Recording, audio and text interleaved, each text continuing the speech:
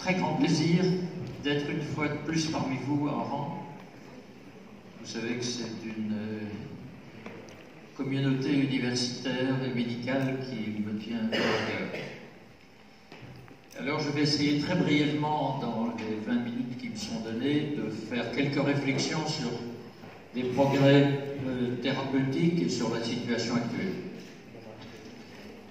Premièrement, il faut une utilisation rationnelle. Je vous dirais d'emblée que, à mes yeux, le pédiatre, même le pédiatre généraliste, peut parfaitement suivre une épilepsie.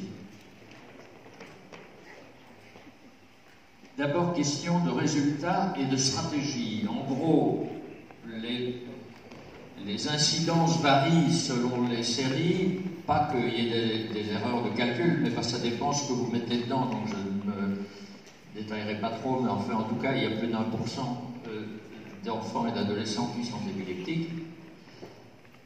Alors, si vous prenez cet ensemble, il y en a à peu près 70% où, avec un traitement, on arrête les manifestations et puis on peut arrêter le traitement. Donc, les 2 tiers, quand même.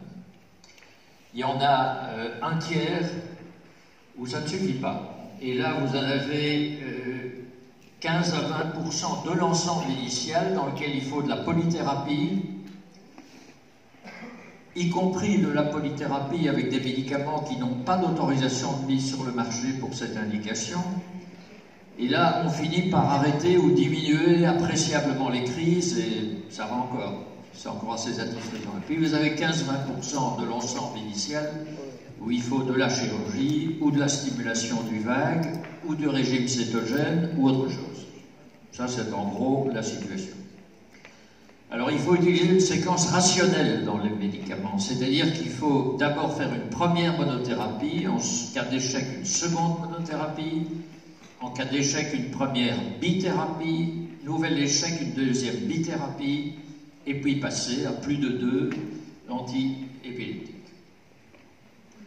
Sur le plan des mécanismes, je ne serai pas long parce que 20 minutes c'est bref, mais je peux vous dire qu'actuellement on connaît à peu près l'immense majorité des mécanismes de base de l'action des antiépileptiques.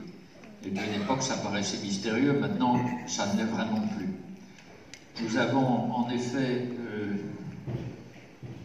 je ne sais pas si j'ai un pointeur, ah le voilà. Vous avez en effet vous avez la synapse ici, là c'est la terminaison présynaptique du neurone précédent, là la terminaison postsynaptique. Là vous avez vu simplement pour l'aspect didactique, on met 2 neurones postsynaptiques, un qui est sédatif, qui est GABAergique, et un qui est excitateur, qui sont les sites en pas, NMDA, etc. Et donc, tous les antiépileptiques, mais je n'ai pas le temps de le détailler, on parvient à peu près maintenant en détail à trouver où ils agissent dans ces mécanismes excitateurs ou inhibiteurs. Et ceci est capital. Ceci dit, il y a quelques années, c'était la mode de dire qu'il n'y aurait plus aucun médicament d'origine, entre guillemets, naturelle, que tout viendrait d'une étude génétique préalable, qu'il fallait faire fonctionner son cerveau et faire confiance aux labos pharmaceutiques et aux fondamentalistes. Eh bien, ce n'est pas du tout le cas, pour l'instant. Naturellement, ce sera le cas à l'avenir, très probablement.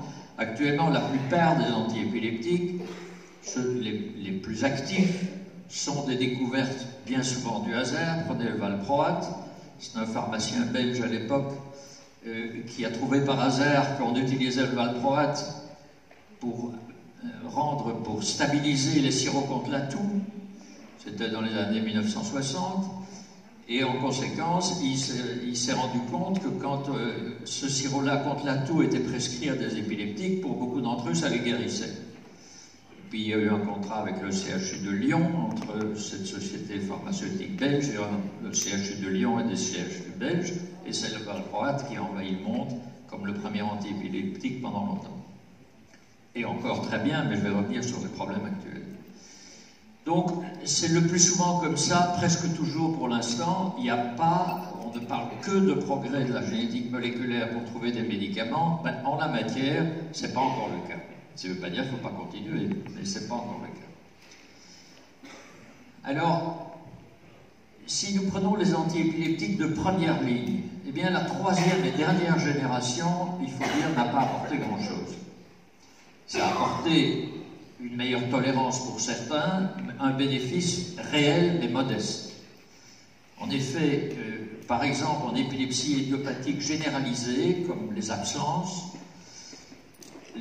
avec myoclonie, l'épilepsie myoclonique juvénile, bon, il faut éviter la carbamazépine ou l'oxcarbazépine comme premier choix, mais pour le reste, c'est le valproate, la dépakine ou d'autres spécialités avec la même molécule, l'étosuximide ou zarontin, et puis les autres qui apportent des suppléments quand cela ne marche pas. L'épilepsie absence avec myoclonie, j'y reviendrai dans un cas clinique dans l'après-midi pour ne pas allonger. Donc, c'est assez clair. Alors, les épilepsies idiopathiques partielles et idiopathiques, rolandiques, l'épilepsie à pointe rolandique, occipitale, qui sont en gros des épilepsies bénignes, le plus souvent, très bénignes. Premièrement, tout faire pour s'abstenir de médicaments si c'est possible. Plus vous donnez des médicaments, plus vous avez des ennuis. Même si vous avez un peu moins de crises nocturnes, et ça apaise les parents, etc. Mais dans l'ensemble, ça ne vous fait que les ennuis des médicaments et ça ne vous guérit rien et c'est inutile. Si ça ne marche pas, le valproate, donc le gabapentin, le sultiam, le spolote, un médicament orphelin qui n'est plus produit qu'en Allemagne mais qu'on peut encore obtenir par exemple en France. Voilà. On évite la carbamazépine et l'oxcarbazépine qui souvent les aggravent. Et pourtant, c'est très souvent prescrit. Mais il ne faut jamais être trop systématique en traitement antiépileptique. Il y a des cas ennuyeux qu'il faut traiter où seule la carbamazépine ou l'oxcarbazépine marche. Donc il faut essayer, observer et être humble vis-à-vis de ce qui se passe devant vous sur le plan clinique. Et la prédiction absolue par un spécialiste ou un hyperspécialiste, même si je soutiens les spécialistes et les hyperspécialistes, évidemment, comment pourrais-je faire autrement, est le plus souvent moins importante que le suivi clinique par le pédiatre ou le médecin, s'il en a le temps, la patience, et s'il accepte de consulter, de demander des avis. Alors, mieux vaut un bon pédiatre qui suit une épilepsie qu'un brillant neuropédiatre qui ne voit presque jamais et qui fait de la dissertation dans des rapports faits de loin en revoyant le patient une fois tous les 2-3 ans. Mais il faut les deux. Alors, dans l'épilepsie symptomatique partielle ou généralisée tonico-clonique, en particulier les épilepsies lésionnelles, la plupart d'entre elles acquises, donc partielles, l'oxcarbazépine, et à défaut la carbamazépine, l'oxcarbazépine, la lamotrigine, le Keppral, le vétéracétam, le valproate, le topiramate, c'est excellent et ce sont les tout premiers à utiliser.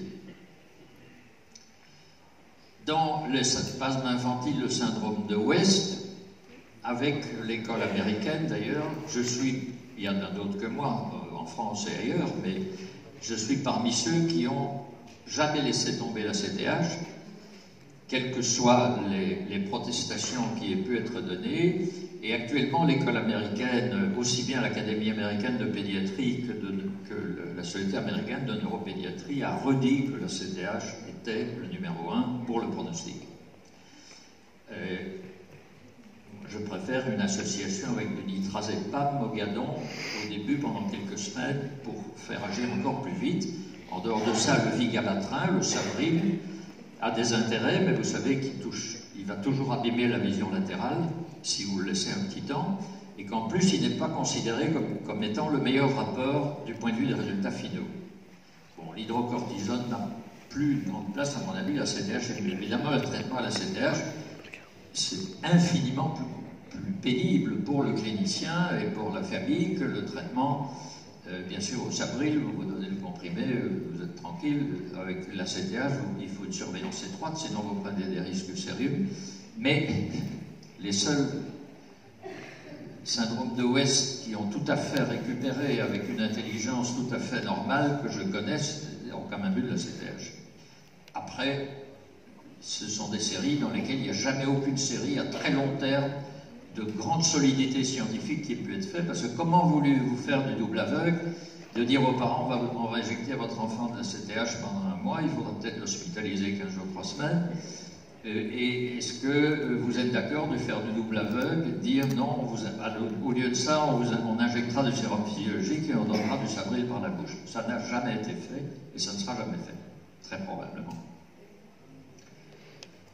Alors, dans le syndrome de Dravet, il faut éviter la lamotrigine, le phénobarbital, la carbamazépine. Bon, là, ce sera le valproate, l'urbanil, le stiripentol, qui est un médicament qui a une autorisation de mise sur le marché limitée, qui est un médicament découvert en France, et le topiramate. Mais de toute façon, il faut rester modeste, on n'a jamais guéri aucun Dravet avec cette maladie génétique épouvantable. Il est très important de la connaître pour le pédiatre généraliste, même si elle est rare. Pourquoi est-il très important de la connaître? Parce que c'est ce qui fait en partie la mauvaise réputation de certains vaccins. Parce qu'à la première petite bouffée de fièvre qu'ils feront vers 8-9 mois, les Dravets vont commencer à faire une épilepsie méchante, et tout le monde va dire, vous voyez, ce sont ces méchants pédiatres qui font des médicaments qui mettent en danger mon enfant, et donc on ne vaccine plus. Donc c'est criminel cette attitude, mais c'est très fréquent, quand il y a Dravet. Et d'ailleurs, les auteurs australiens l'ont très bien montré. Donc c'est à très bien connaître par les vaccinologues, les pédiatres, et à diffuser dans la population. Alors le Landau-Kleffner est une méchante épilepsie, avec des pointons de continu du sommeil. C'est souvent méchant parce que ça va souvent entraîner une perte du langage, et donc des choses assez importantes, très graves. Donc il y a une série de médicaments. Il faut surtout ne pas passer à côté et chercher les pointons de continu du sommeil. Donc, résumé de ça, les premiers choix actuels, en gros, après il y a toutes sortes d'exceptions, choses plus rares, c'est une douzaine d'antiépileptiques majeurs de deuxième génération, parmi lesquels oxcarbazépine, valproate, diazépam, lorazépam, phosphénitoïne, lamotrigine, Keppra, topiramate, etc. J'ajoute le CTH. Les stéroïdes ont aussi une place, bien sûr, pas seulement, moi je ne les conseille pas de façon, en tout cas comme premier choix, pas du tout pour le Ouest, mais dans beaucoup d'épilepsies très difficiles à traiter, y compris le Lennox-Gastaut qui résiste parfois à tout, les stéroïdes ont une place évidemment. La carbamazépine et l'oxcarbazépine, ce sont des majeurs à éviter dans quelques syndromes, comme je vous ai dit, en tout cas comme premier choix. L'étosuximide, le zarantin, est un excellent médicament, parfois supérieur à tout le reste dans l'épilepsie absence, même si le valproate est excellent, mais qui peut aggraver d'autres épilepsies. Et puis il y a quelques drogues orphelines qui sont cruciales, sur lesquelles je reviendrai. Ça, c'était la première ligne. Maintenant, le problème du valproate, de la dépakine, dont je vous ai déjà dit quelques mots. Son problème, c'est le problème sur le développement cérébral, qui, en dessous de l'âge de 3 ans, je vais vous détailler ça un petit peu, c'est vraiment important, surtout que maintenant en France, nous allons nous trouver avec des centaines de procès en justice dans cette affaire, c'est que en dessous de l'âge de 3 ans, je vais vous dire pourquoi, le valproate est, à mon avis, dans toute la mesure du possible, à proscrire. Pour des risques qui sont, et surtout pendant la grossesse.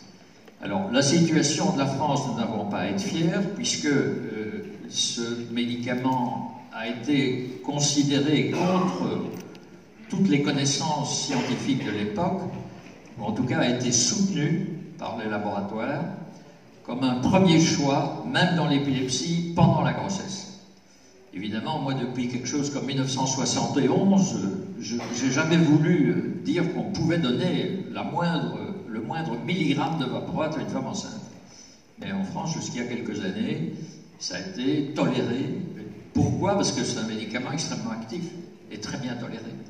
Mais sur le plan du cerveau fœtal, et vous allez voir des premiers mois de la vie aussi d'autres problèmes, c'est extrêmement dangereux. Le valproate donné pendant la grossesse, et c'est depuis les problèmes qu'il y a en justice, que vous savez peut-être en France depuis à peu près 2 ans, qu'on commence à y réfléchir, alors que nous avons un empilement infini de régulations qui font de nous le pays le mieux réglé au monde en la matière. Mais c'est aussi pire quand on applique toutes ces régulations, parce qu'il y a toutes sortes de trafics d'influence, etc. Et finalement, rien ne se passe. Et donc, on a laissé en France, dans les faits, traiter les femmes enceintes épileptiques, très souvent par la valproate, qui donne 10% de malformations majeures. Et ça, c'est garanti. Qui donne au moins, pour ceux qui n'ont pas de malformations majeures, 10 points de quotient intellectuel en moins, si le fœtus a été exposé à valproate pendant la grossesse. Et qui donne un retard neuropsychologique important de 30 à 40%, avec particulièrement de l'autisme. Donc, j'y reviendrai dans un instant, si nous avons eu un doublement de la prévalence de l'autisme au cours des 15 dernières années, c'est probablement en partie à cause des valproate utilisées pendant la grossesse. Il y a d'autres raisons aussi, et j'y reviendrai. Bon, deuxième point, c'est que ça a été très bien découvert par Ezequiel Benari, qui est un chercheur de neurosciences à Marseille, c'est que pendant la fin de la grossesse et les 3 premiers mois de la vie, les récepteurs GABA, que je vous ai montré en une seconde sur des neurones inhibiteurs, sont particulièrement, n'ont pas la même propriété et sont excitateurs. Donc pendant les dernières semaines et mois de la grossesse et pendant les 3 premiers mois de la vie, vous risquez, quand vous donnez du valproate, d'empirer les choses en rendant les neurones normalement inhibiteurs, en les rendant excitateurs. C'est ce qui est ici schématisé sur un schéma de Ezequiel Benari. Alors, l'augmentation de la prévalence des troubles du spectre de l'autisme est dramatique. Vous vous souvenez que l'an dernier, votre président m'a invité à venir une journée sur l'autisme, on a beaucoup insisté là-dessus. Les grandes causes, ce n'est plus parce que le diagnostic est meilleur, maintenant le diagnostic est souvent assez bon, un peu partout, enfin dans une population médicale bien formée comme la population médicale algérienne et française et autres. Mais c'est probablement, donc c'est plus une question de diagnostic, c'est probablement avec un surcroît de réanimation de la grande prématurité, depuis que les leucomélacites ventriculaires se sont fortement réduites par la neuroprotection, à laquelle l'orateur, Madame Guillaume, qui m'a précédé, a fait allusion. Ça s'est fortement réduit. Mais là-dessus, nos néonatologues réaniment de plus en plus. Alors que, par exemple, la Hollande et la Belgique ne réaniment rien en dessous de 27 semaines.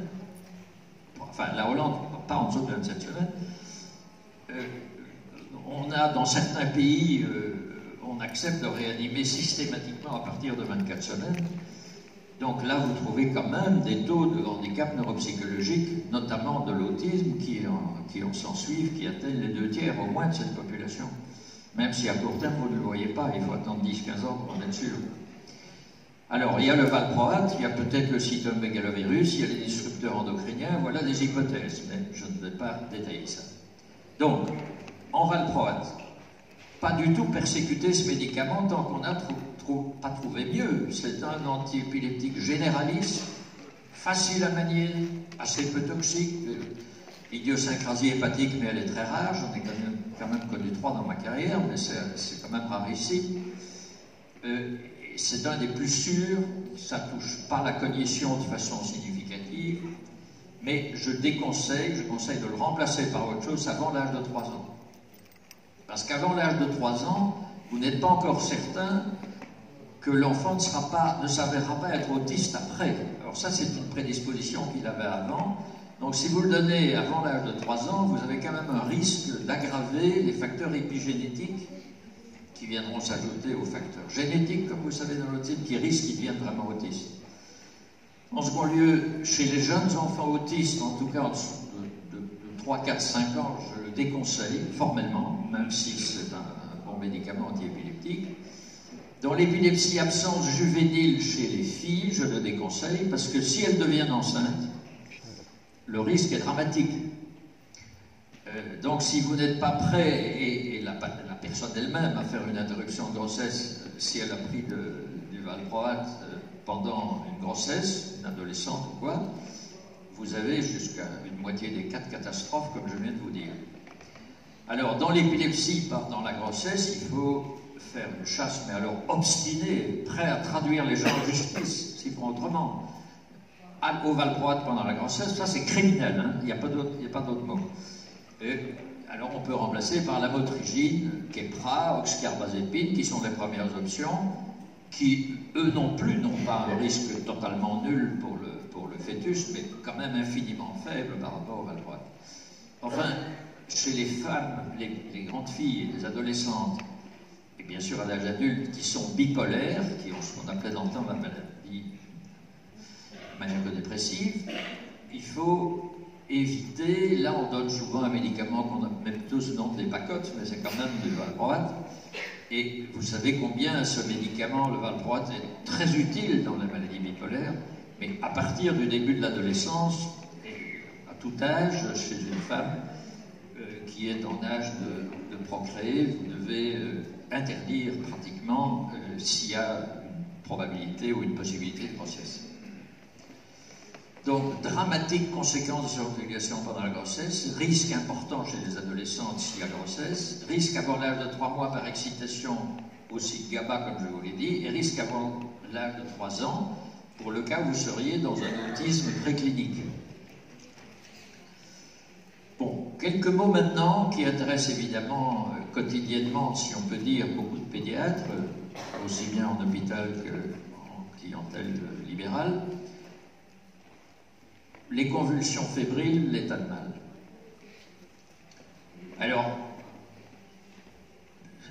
beaucoup d'autres, y compris mon ancien élève Luigi Tito Manlio, qui a fait un article remarquable là-dessus, dont est extrait ce schéma, sont convaincus qu'il faut traiter le plus rapidement possible toute convulsion, même fébrile. Parce que c'est ça qui permet de réduire un très faible pourcentage, mais quand même, qui aboutira après éventuellement d'un état de mal épileptique qui laissera des séquelles. Et le chiffre est très sous-estimé, parce que figurez-vous que si un médecin ou un pédiatre néglige de prendre sérieusement en main des convulsions aiguës, il ne va jamais, ou très rarement, les publier après. Parce que c'est tellement, ça va être tellement populaire dans le mauvais sens, le fait de ne pas l'avoir fait, d'avoir un état de mal qui a laissé des séquelles, que personne n'a le courage de faire ça généralement, ou alors il faut devenir vieux, n'avoir plus rien à perdre. Donc, mieux vaut les arrêter après 1 minute. Moi, je conseille systématiquement le midazolam buccal, qui est commercialisé en France sous le nom de Bucolam. Le motif pour lequel il n'est pas plus diffusé, c'est qu'il y a des freins du côté de la sécurité sociale, ça coûte un peu plus cher que le valium intrarectal ou intraveineux, bien sûr. Mais en tout cas, c'est extrêmement précieux, et puisque vous ne devez pas faire une intrarectale aussi pour un enfant en âge scolaire, c'est tout autre chose dans une école, par exemple, où il n'y a pas d'infirmière ou de médecin, parfois, il devrait y en avoir, mais il n'y en a pas assez. C'est beaucoup plus facile de mettre un peu de midazolam, de bucolam sur la langue, dans la bouche, que de devoir faire une intrarectale. Sinon, le Valium est tout aussi bon, 0,5 mg par kilo en intrarectal. Après 5 minutes, si ça n'est pas arrêté, refaire du Valium ou donner du Rivotril. Après 10 minutes, le Rivotril ou clonazepam. Après une trentaine de minutes, la phénitoïne. Plus simple encore, la phosphénitoïne, si la veine est difficile à trouver, mais celle-là, vous pouvez la donner en intramusculaire. Et après 30 à 50 minutes, on va commencer le phénobarbital, et plus tard, on redonnera d'autres antiépileptiques. Donc c'est très important de couper dès que possible. Après, on fait ce qu'on peut, mais au minimum, vous n'avez aucune limitation pour le faire. L'intrarectal de Valium, donné par vous-même ou par les parents, si vous le leur avez appris. Quelques mots maintenant des nouveaux antiépileptiques, des antiépileptiques orphelins aussi. Alors, il y a un médicament qui maintenant va s'imposer de plus en plus, qui est le Perampanel, qui est commercialisé sous le nom de Ficampa. C'est un antagoniste non compétitif du CITAMPA excitateur. Ça, c'est intéressant, parce que vous voyez là, le glutamate, ce sont les petites boules qui essayent de pénétrer au CITAMPA. Eh bien, le Perampanel, il se met en aval, et lui, il bloque complètement. Donc vous n'êtes pas obligé de faire de la compétition pour ne pas que ça pénètre. Vous donnez un peu de pérampanel et ça bloque. Complètement. Donc c'est probablement très prometteur. Alors ce médicament est déjà sur le marché. Il a plusieurs avantages. Il suffit d'un seul comprimé le soir. Il est excellent dans les crises focales partielles, généralisées, primaires, idiopathiques. Il a une efficacité à long terme. C'est un espoir dans beaucoup de cas, y compris dans des formes complexes comme le Lennox-Gastaut, mais même dans d'autres épilepsies qui répondent mal, c'est déjà un progrès possible. Alors pour le moment, nous attendons d'un jour à l'autre une autorisation de mise sur le marché au-delà de 3 ans, mais je crois que ça ne va plus tarder, puisque la Haute Autorité de Santé a marqué son accord, et la Commission de la Transparence aussi. Alors, il a un inconvénient, c'est que c'est un médicament éliminé par la voie du cytochrome P450, et donc c'est un médicament qui va réduire fortement la concentration des contraceptifs progestatifs. Donc, il va probablement, dans beaucoup de cas, très facilement annihiler leur efficacité. Donc, il faut...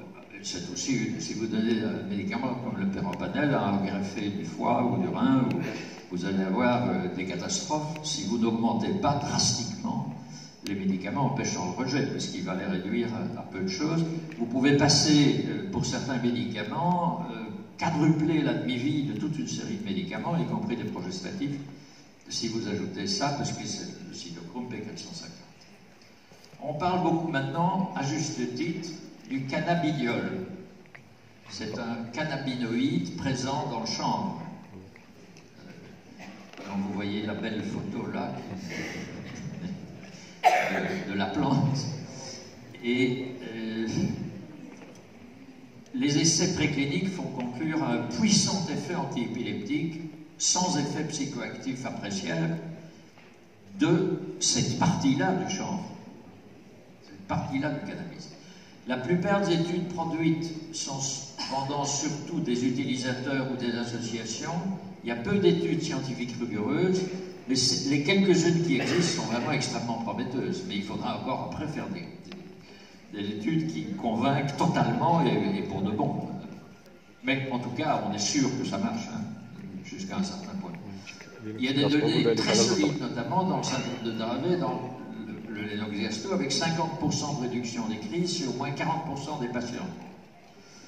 Il y a une minorité qui sont devenus des Dravet des Lennox-Gastaut, ça n'a pas limité, ça n'a pas éliminé leur retard mental, etc., mais qui sont devenus sans crise. Et enfin, 60% bénéficient d'une amélioration de ce qu'on pourrait appeler leur fonctionnement général, mais c'est difficile à voir ce qu'il faut. Ceci, c'est la courbe des découvertes antiépileptiques depuis 1860. Vous voyez que ça s'est énormément accéléré au cours des 20 dernières années. Je vous ai déjà dit ce qu'il fallait en penser. La toute dernière génération a amené des progrès, mais ils sont quand même relativement modestes. Surtout des progrès en tolérance, mais c'est relativement modeste.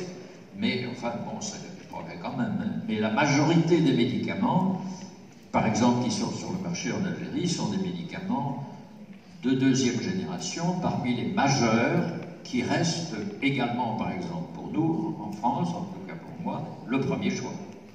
Donc, et ceux que vous n'avez pas encore mis sur le marché, peut-être que le pérampanel, vous devez y songer, de faire des représentations auprès de vos dirigeants de santé pour le mettre sans trop tarder, parce que là, il semble que c'est relativement mûr. À part ça, il y a des super Keppra, des super... la motrégine, ça en préparation, et je crois que ce sera intéressant. Alors, si ça ne marche pas, et je terminerai par là, on va être obligé de faire d'autres traitements. Ben, la chirurgie, si l'indication est bien posée, c'est entre des bonnes mains, très contrôlées, guérit ou améliore spectaculairement un faible pourcentage d'épileptiques, mais c'est naturellement essentiel d'enlever des foyers s'il y a moyen. La stimulation du nerf vague est également une méthode efficace dans des épilepsies incurables. Enfin, le régime cétogène. Alors, le régime cétogène, vous savez que c'est devenu, dans en tout cas les médias, notamment nord-américains, le numéro 1. Mon ami John Freeman, qui a beaucoup soutenu, qui était à Hopkins, maintenant président vient de prendre sa retraite, le régime cétogène aux États-Unis, à un moment donné peut-être exagéré, voulant dire qu'on pouvait sans médicaments faire aussi bien qu'avec médicaments. Disant aussi qu'il y avait des questions de goût et que c'était plus facile à faire accepter aux États-Unis. Moi, je ne suis pas de cet avis et je pense que la dépendance à la gastronomie est la même des deux côtés de l'Atlantique et sans doute aussi de l'Europe occidentale et de l'Algérie. Donc, tous les êtres humains sont des gastronomes dans la mesure où ils peuvent l'être, c'est-à-dire où ils ont des produits gastronomiques. Ce sont des choix différents. Vous voyez le cow-boy qui grille son truc à droite et vous voyez les plats français à gauche. Je voudrais ajouter les plats algériens, mais je n'ai pas eu le temps de les ajouter sans manière, dont certains me paraissent absolument délicieux. Alors, en gros, d'un régime cétogène, les effets antiépileptiques sont de qualité à peu près égale à court et à moyen terme à ceux des antiépileptiques modernes. Donc John Freeman avait raison. Mais, alors aussi, le régime Atkins, qui est un régime amaigrissant, etc., qui est très populaire, semble aussi efficace que le régime cétogène classique, qui est plus facile à appliquer.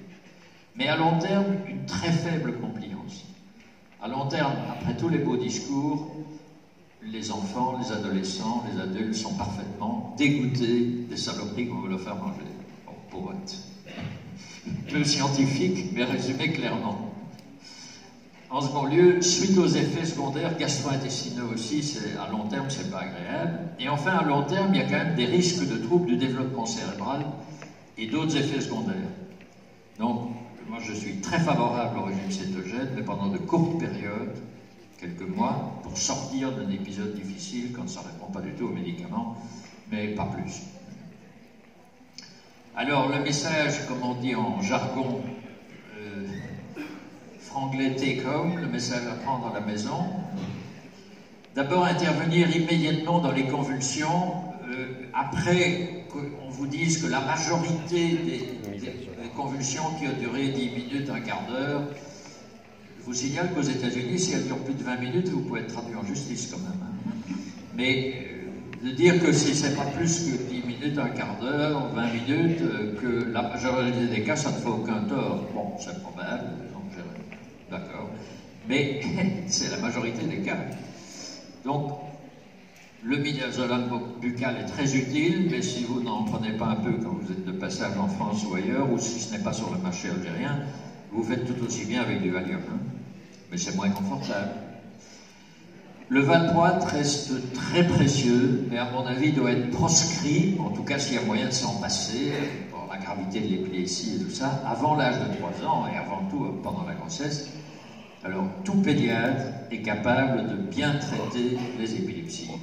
Je pense qu'un pédiatre, quand vous dites, on soit parfois venant d'Algérie, des confrères qui disent l'épilepsie incurable, transférée en France, a été transféré dans mon service, les gens viennent pendant un jour ou deux faire des examens, etc.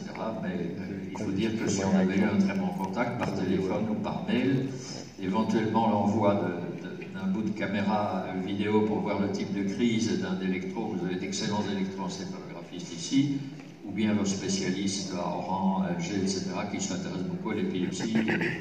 Et par exemple, vous auriez fait en gardant le contact avec votre malade et en épuisant, parce que moi je peux vous fournir, entre parenthèses, tous les textes, si vous voulez, je veux bien vous les envoyer par email. Hein.